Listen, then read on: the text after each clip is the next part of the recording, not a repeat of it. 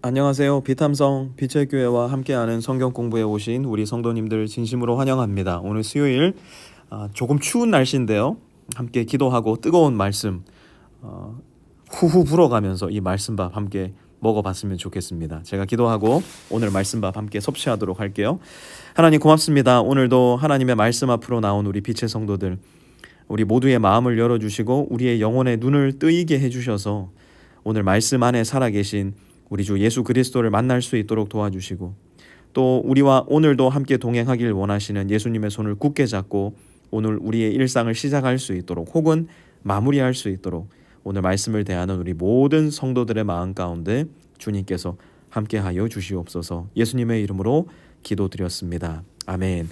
오늘은 조금 긴 본문입니다. 14절에서 29절까지 말씀 우리 함께 볼 텐데요. 먼저 14절부터 함께 시작하도록 하겠습니다. 오늘 본문의 시작은 예수의 이름이 널리 알려지니 라고 시작을 하고 있습니다. 예수의 이름이 널리 알려졌어요. 그런데 이 예수님의 소문이 어디까지 알려졌냐면 헤롯 왕에게까지 그 소문이 알려지게 됩니다. 여기서 등장하는 헤롯 왕은 헤롯 안티파스라고 불리던 왕인데요. 갈릴리 지역을 다스리고 있었던 왕이었습니다. 사람들은 말하기를 침례자 요한이 죽은 사람들 가운데서 살아났다, 그 때문에 그가 이런 놀라운 능력을 발휘하는 것이다. 소문의 내용이 뭐냐? 간단하게 이야기하자면 침례자 요한이 살아났다는 거였어요. 가만히 보니까 침례 요한이 아마 죽었던 모양이죠. 우리가 이전에 이미 살펴봤지만 침례 요한은 헤롯 안티파스에 의해서 죽임을 당했습니다. 그런데 소문이 조금 더 깊이 들어가 보니까요, 15절에 이어서 이렇게 이야기를 합니다. 그는 엘리야다, 혹은 옛 예언자들 가운데 한 사람과 같은 또 다른 예언자이다 라고 이야기를 합니다. 그 소문을 들은 헤롯 안티파스 왕의 결론은 이거예요. 내가 목을 벤 그 요한이 살아났구나. 도대체 무슨 일이 있었던 것일까? 우리가 좀 더 깊이 알아봐야 할 필요가 있을 것 같습니다. 17절에 그 배경이 이렇게 설명이 되어 있습니다. 헤롯은 요한을 잡아오게 하여서 옥에 가둔 일이 있었다. 그러니까 지금 헤롯 자신이 침례 요한을 옥에 가둔 적이 있었다는 것을 마가도 명확하게 기록을 하고 있습니다. 그런데 그 이유가 뭔가 봤더니요, 헤롯이 자기와 형제간인 빌립의 아내 헤로디아 때문에 그렇게 했던 것이다. 아니 무슨 이유인지 모르겠지만 헤로디아라는 자기 동생의 아내, 빌립 1세의 아내로 인해서 요한을 옥에 가두었대요. 왜 그랬을까? 이유는 간단해요. 헤롯이 그 여자를 아내로 맞았으므로, 아주 전형적인 콩가루 집안의 특징이 여기에서 나타나고 있는 겁니다. 아주 헤롯의 집안은요, 이 헤롯 대왕, 그러니까 예수님이 태어나실 무렵에 생존에 있었던 헤롯 대왕, 2세 이하의 어린아이는 베들레헴의 모든 아이를 죽여버려라 라고 이야기하니 헤롯 대왕의 자녀들이 6명이 있었는데요. 그 중에 한 명이 안티파스였고요. 그 중에 한 명이 빌립이었습니다. 그런데 여기에서 결혼을 했던 헤로디아라는 여인을 이 안티파스가 빼앗아서 자기의 아내로 맞아들여 버린 거예요. 정확히 무슨 일이 있었는지는 우리가 알지 못합니다. 아마 빌립 1세의 힘이 안티파스의 힘에 못 미쳤을 것이고요. 그래서 강제로 아마 그 아내를 빼앗은 것이 아닌가. 또 헤로디아라는 여인은 굉장히 정치적인 여인이었어요. 그러니 당연히 안티파스의 아내가 되는 것이 더 좋을 거라 판단을 해서 안티파스의 아내가 되었던 것 같은데요. 이러한 상황 속에 그 누구도 안티파스를 향해서 당신이 잘못했습니다라고 이야기하는 사람이 없었어요. 모두가 그렇게 생각하고 있지만 그 이야기를 못할 때 18절 보니까요, 요한이 헤롯에게 형제의 아내를 차지하는 것은 옳지 않다. 하나님의 말씀을 기준으로도 옳지 않고 인간의 마음속에 하나님께서 넣어주신 양심의 기준을 보아서도 어떻다고요?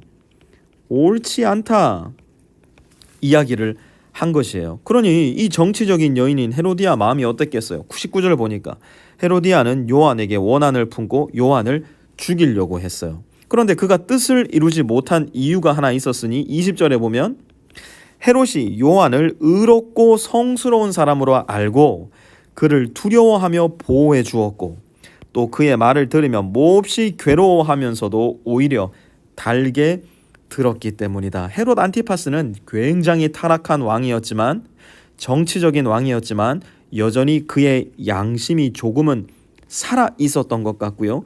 그 안에 있는 그의 영이 그에게 속삭이고 있었던 것 같아요. 무엇을 보면 알아요? 요한을 의롭고 성스러운 사람으로 알았고요. 그를 두려워해서 보호해 주었고요. 더 나아가 그의 이야기를 괴로워하면서도 오히려 달게 들었던 사람이었기 때문이에요. 여러분, 우리도 이러한 마음의 울림이 있을 때가 있지 않습니까? 하나님의 말씀을 대할 때, 혹은 형제와 자매 간의 대화 속에서, 혹은 느닷없이 찾아오는 신비로운 현상들을 통해서 지금 내가 이 방향으로 가면 안 되는데, 내가 지금 이 생각을 하면서 살면 안 되는데, 내가 이 말을 하면 안 되는데, 왠지 나도 모르게 내 마음에 두려움이 찾아오고 하나님의 말씀이 너무너무 듣기 싫은 시즌이 있지 않습니까? 그럼에도 불구하고 그 말씀을 의롭고 성스러운 말씀으로 받아들여 몹시 괴로워하면서도 오히려 달게 그 말씀이 들릴 때 있지 않습니까? 저는 이것을 하나님께서 우리에게 주시는 찬스라고 생각을 해요. 하나님께서 우리의 마음속에 계속하여 하나님의 말씀으로 형제 자매와의 교제 속에 신비로운 현상들을 통해서 말씀해 주고 계신 거예요. 찬스를 우리에게 계속해서 보내주고 있는 것이죠. 그런데 하나님을 만날 수 있는 이 찬스를 전혀 엉뚱한 기회로 삼아버리는 사람들이 있어요. 그 사람이 누구냐? 바로 헤롯 안티파스였어요. 여기 보세요. 21절. 그런데 좋은 기회가 왔다. 저는 이 좋은 기회가 하나님께서 주시는 기회였으면 했어요. 그런데 전혀 그렇지 않죠. 헤롯이 자기 생일에 고관들과 천부장들과 갈릴리의 요인들을 청하여 놓고 잔치를 베풀었는데, 헤로디아의 딸이 춤을 추어서 헤롯과 그 자리에 앉아 있는 사람들을 즐겁게 해주었다. 여기에서 아마 헤로디아의 딸은 대단히 음란하고 대단히 우리가 보아서는 안 되는 종류의 춤, 그런 춤을 추었을 거예요. 그런데 그 춤을 추는 걸 보고 헤롯과 그 자리에 앉아 있는 사람들이 즐거워했대요. 얼마나 즐거웠는지 헤롯이 소녀에게 말했어요. 네 소원을 말해보아라. 네 소원을 말해봐. 내가 들어줄게. 그리고 나서는 이 좋은 분위기에 취해가지고서요, 헤롯이 실수를 합니다. 뭐라고 실수를 하느냐? 23절 보니까 네가 원하는 것이면 이 나라의 절반이라도 주겠다. 어머니 헤로디아를 닮아서 지극히 정치적인 인간으로 성장했던 것으로 보이는 이 소녀가요, 자기 어머니에게 말합니다. 무엇을 달라고 청할까요? 헤로디아가 이 기회를 놓칠 리가 없죠. 자기의 정치적인 입지를 좁게 만들고 자기와 헤롯 안티파스의 결혼을 계속해서 비난하고 비판하는 침례 요한의 머리를 달라고 청합니다. 그러자 25절에 소녀는 왕에게로 돌아와서 급히 청합니다. 침례자 요한의 머리를 쟁반에 담아서 내게 주십시오. 아니, 어떻게 소녀가 이런 청을 할 수 있을까요? 사람이 정치적인 야심에 휩싸이면, 사람이 권력에 휩싸이면, 사람이 돈에 중독이 되면 정말로 소녀로서 청하기 어려운 그러한 부탁도 어김없이 하게 되는 겁니다. 우리도 그렇지 않습니까? 무엇인가에 완전히 마음이 빼앗겨 있을 때, 보통의 나라면 전혀 생각하지도 않았을 일, 전혀 구하지도 않았을 일, 그러한 일들을 우리가 청하게 되는 그러한 일들이 일어나게 되는 것 같아요. 무엇입니까? 하나님께서 주시는 찬스를 취하지 않고 자기의 정치적 욕망, 권력, 돈, 어떤 쾌락에 취해 있는 좋은 기회를 우리가 덥석 잡아버리게 될 때 절대 되돌아올 수 없는 강을 건너버리는 그러한 일이 일어나게 되기도 합니다. 헤롯도 마찬가지예요. 이러한 청을 받았을 때 그는 기꺼이 거기에 대해서 노라고 대답할 수도 있었을 거예요. 그런데 헤롯도 똑같아요. 정치, 권력, 돈, 야망, 그와 함께 앉아있는 사람들 때문에 26절에 보니까 무엇입니까? 정치적인 관계를 생각하는 거고요. 자기의 권력을 생각하는 거예요. 더 나아가 자기의 체면, 내가 이렇게까지 이야기를 했는데 내가 여기에서 노라고 얘기를 해버린다면 왕으로서의 내 체신이 어디로 가겠단 말인가? 그래서 거절하지 못합니다. 27절에 보니까요, 왕은 곧 호위병을 보내서 요한의 목을 베어오게 하였다. 그는 그에게 주어져 있는 기회를 놓쳐버리고 말아요.